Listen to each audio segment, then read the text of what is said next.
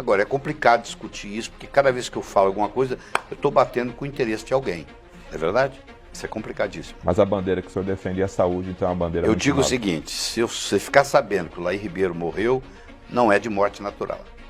Então, você tem que escovar dente com pasta sem flúor. Mas flúor não é bom para as cáries? Não, não é bom para as cáries. Aqui agora eu vou arrumar uma briga com os dentistas. O problema da entrevista, eu procuro não dar mais entrevista, porque eu só crio problema. Eu vou criando inimigos, esse é o problema.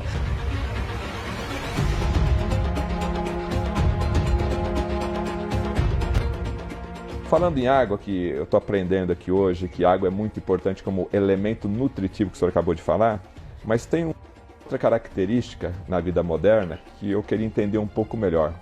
Cloro e flúor. Tá bom, deixa eu te falar.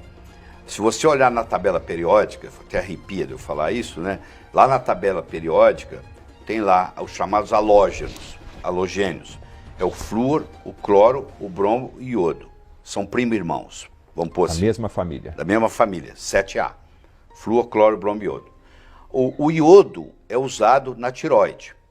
Importantíssimo para a tireoide. Uma regra dos halógenos é o seguinte: quanto mais leve, mais fácil tomar o lugar do outro.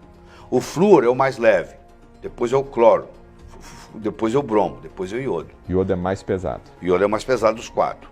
Então, por exemplo, o flúor é o pior deles. Ele toma o lugar do iodo. Ele empurra o iodo e fica no lugar do iodo. Só que na hora de fazer o hormônio da tireoide, que é feito de iodo, o flúor entra no lugar. Faz um hormônio com flúor. Inclusive, quando você mede no laboratório, o laboratorista que está medindo lá o hormônio, ele não sabe se é de flúor ou se é de iodo. Não tem essa distinção no exame. Só que aquele hormônio não funciona. Então, olha o que acontece. O paciente vai ao médico, ele pede o exame de sangue. Aí ele volta o exame e fala: ó, você não tem nada na tireoide. Mas, doutor, eu não consigo emagrecer, meu cabelo está caindo, a minha unha está quebrando, eu tenho dificuldade de evacuar, entendeu? Eu não durmo direito, entendeu? Eu estou cansado, eu estou com fadiga. Não, isso é da sua cabeça. Mas foi intoxicação pelo flúor. Você tem o flúor na água e você tem o flúor na pasta de dente. Na pasta de dente, que é pior ainda, porque é 1000 vezes a concentração. Então, você tem que escovar dente com pasta sem flúor. Mas flúor não é bom para as cáries? Não, não é bom para as cáries. Aqui agora eu vou arrumar uma briga com os dentistas. O problema da entrevista, eu procuro não dar mais entrevista, porque eu só crio problema. Eu vou criando inimigos, esse é o problema. Não, as cáries começaram a cair antes da introdução do flúor. O flúor é um veneno que eles não sabiam o que fazer com ele. Aí jogaram na água. Você está falando que flúor é um veneno na indústria É um veneno. química. É um veneno. É um produto de indústria química. Qualquer indústria química gera flúor. Eles não sabiam o que fazer com isso, jogaram na água. Hoje nós sabemos que flúor faz envelhecimento prematuro, que flúor causa câncer, que flúor lesa o cérebro. Mas na água ele ainda é pouco. A pasta de dente ele é pior ainda. Entendeu? Então esse é o flúor. Agora vamos para o cloro, que é o primo irmão. O cloro você tem na água, ele entra no seu corpo, ele é altamente prejudicial, inclusive na água do banho, que é o pior, porque quando você esquenta a água, o cloro vira um gás venenoso. Então, por exemplo, quem faz no Brasil uma sauna úmida está prejudicando a saúde. Sauna é um grande remédio, seca. Para você fazer uma sauna úmida, a água tem que ser tratada no mínimo com ozônio. Ela não pode ser tratada com cloro, porque se ela é tratada com cloro, na hora que você esquenta o vapor, sai um gás venenoso à base de cloro, são os clorocarbonados. O mesmo acontece no seu chuveiro. Quando você está tomando um banho quente, você toma um banho quente e aí sai o cloro da água na forma de gás. Você inspira aquilo. Absorve mais então pelo banho e pela pele do que no copo d'água. Isso, mais ainda. Então hoje, por exemplo, existem filtros que você adapta, eu tenho na minha casa, que você adapta no chuveiro para não deixar o cloro sair. Aí você toma um banho mais saudável. Mas ninguém se preocupa com isso, ninguém sabe que isso existe. Só pelo fato de você não saber que não existe, não significa que não esteja lhe incomodando. Então uma pessoa que toma 2 banhos de chuveiro quente por dia, num lugar onde tem cloro, essa pessoa pode desenvolver hipotiroidismo por essa razão. Porque o cloro também tem essa capacidade de ir lá empurrar o iodo e entrar no lugar dele. E não cumprir a função. Entendeu? Então esse é outro problema sério. Ele substitui o iodo mas e substitui erradamente na erradamente. formação da Ele molécula. substitui na molécula, mas não substitui na funcionalidade. Cloro e flúor estão associadas a quais tipos de doenças, segundo os estudos científicos? Eu diria que praticamente todas. Diria Todas as doenças? Todas. Inclusive o flúor aplicado dá fluorose, o dente fica com mancha. Essa aplicação de flúor no dentista é um problema muito grande Lá mesmo. fora, Europa, E eu vou te Estados dizer Unidos. que sabe quem está mais doente? O dentista. O dentista não sabe disso. O dentista está com problema, ele está com um problema de hipotiroidismo, ele tem predisposição a infarto, ele tem predisposição a suicídio.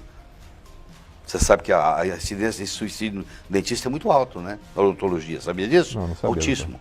Então, isso tudo é aquele que faz o flúor e aquele dentista que trabalha com amálgama, que é outro problema sério, que é o mercúrio, aquelas obturações de amálgama. Você entra no YouTube, digita que você vai ver filmes onde a pessoa que tem uma obturação de amálgama, cada vez que ela morde, sai um gás de mercúrio venenoso e aquilo ali lesa o cérebro. É uma coisa impressionante. E o dentista, você imagina um dentista que trabalha com flúor e trabalha com mercúrio. Fala, isso é bobagem, isso não existe. Está aí na literatura para quem quiser ver. Pô. É só você entrar no Amazon.com e digitar lá que você vai ver que tem uns 30, 40 livros só sobre o assunto. Só sobre o assunto. E a base dessas doenças está relacionada à água maltratada ou consumida dessa forma industrializada. Inclusive, o flúor é acrescentado na água. Não todos os estados brasileiros, mas a maioria. Não todos os estados americanos, mas a maioria. Agora, os países mais inteligentes, como a Inglaterra, como a Suécia, como a Holanda, como a Dinamarca, como a Noruega, nunca deixaram colocar o flúor na água. Lá não existe flúor na água. Então, entendeu? Países mais inteligentes, mais desenvolvidos... não deixaram colocar. Hoje, nos Estados Unidos, tem, se não me engano, não vou garantir, mas mais ou menos, em torno de 14 estados onde já fizeram passeatas e tiraram o flúor da água. Para terminarmos esse bloco, então, aqui, água é fundamental, mas a água bem tratada. Que tem essas características de pH, redox, condutibilidade, tensão superficial, entendeu? Tudo isso, pureza, tudo isso. Eliminar o cloro também do banho é fundamental. Eliminar o cloro do banho é fundamental, porque principalmente o banho quente. O banho frio também, o cloro pode ser absorvido, mas é pouco. Agora, o banho quente, forma-se um gás venenoso. Então. Aqui eu estou lembrando das mamães dando seu primeiro banho na banheirinha ali do neném, que é a água do chuveiro. Então, isso também já começa o malefício lá no neném. Começa, infelizmente, antes do neném nascer. Eles fizeram um estudo agora na Universidade de San Diego, Califórnia, onde eles examinaram o sangue do cordão umbilical de bebês que tinham acabado de nascer. A criança já nasce com mais de 100 produtos químicos que não pertencem a ele, já contaminado, porque a mãe passa na placenta, passa para o filho. Em plena gestação já vai ficando doente, começa a doença degenerativa aí. Eu digo que viver hoje faz mal para a saúde. Frase impactante, viver hoje é prejudicial à sua saúde. Por isso que é a importância de você estar bem informado. O programa Repórter Saúde faz aqui o seu trabalho, o seu dever de casa, que é levar a informação para você. Mas como o próprio Dr. Lair disse no começo da entrevista, todas as informações que estamos passando para vocês aqui são informações com bases científicas, mas a web está aí para você poder navegar e ficar à vontade. Não acredite em mim, cheque. Agora, é complicado discutir isso, porque cada vez que eu falo alguma coisa, eu estou batendo com o interesse de alguém. Não é verdade? Isso é complicadíssimo. Mas a bandeira que o senhor defende é a saúde, então é uma bandeira... Eu digo o seguinte, se você ficar sabendo que o Lair Ribeiro morreu, não é de morte natural.